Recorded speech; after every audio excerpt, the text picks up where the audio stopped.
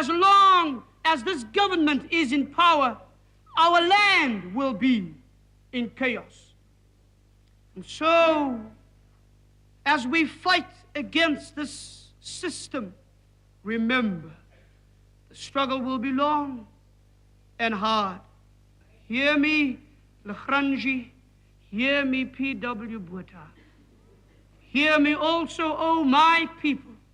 Leave this church today strengthened and strong and faithful and clear in your own mind. The price is high, but the end is near. God bless you.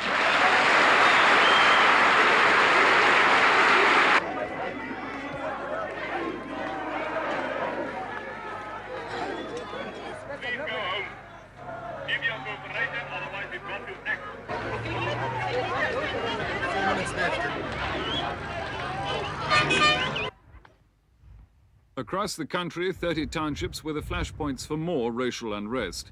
Here in Mitchell's Plain, outside Cape Town, mobs of youths were back on the streets, their barricades set alight in the now familiar display of defiance against the Pretoria government. And an equally familiar sight, the government's iron-fisted response. Here, the clashes were largely limited to rock throwing and tear gas salvos. But in the nearby shantytown Crossroads, 2 men were shot dead by police as a mob firebombed a truck. The cost of black and coloured unrest these last 13 months has been high. Already more than 750 people, mostly blacks, have been killed. 2/3 of them died in police actions. In Mitchell's Plain, soldiers later managed to restore a shaky peace. The rioters, for the meantime, cleared off the streets. But here and in South Africa's other seething townships, the police and soldiers know it's only a matter of time before they'll be back. I just wanted to speak a little bit about my visit. I'm saying no more than what Mr. Foster said long ago. He said, if we don't get to change things, then we will have the alternative too ghastly to contemplate. And all of us are saying, I mean, we are going to be free in this country, but there are only 2 ways to get there. One is negotiation, which the government doesn't really seem to want, despite all the things that they are saying.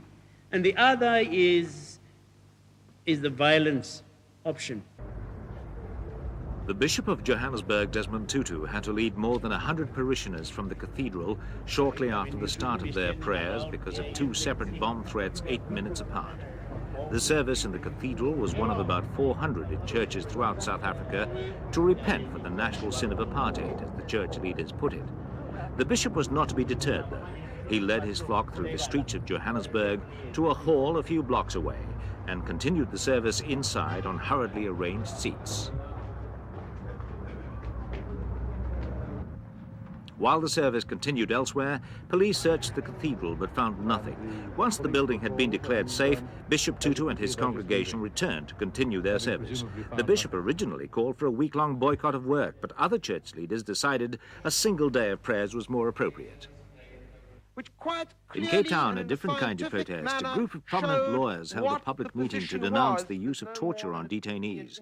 Among the speakers was Omar Abdullah, a lawyer who himself had been detained and who complained that all opposition was now stifled. The last speaker had made a special study of police methods. Professor Don Foster said torture had become standard practice.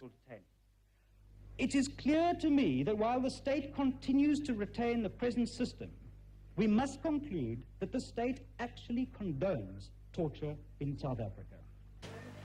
Once again, South Africa's blacks turn violently against themselves. In the township of Crossroads near Cape Town, a hospital ward was full.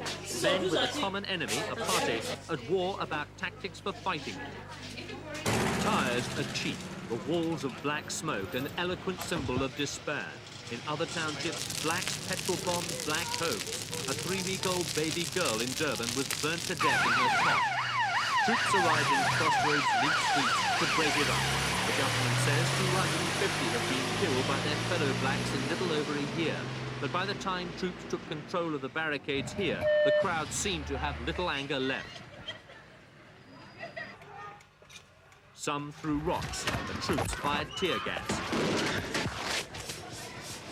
The Law and Order Minister, Reverend, warned writers and photographers not to create sensation in front of their cameras. South African blacks, however, are open to practice violent divisions in their ranks.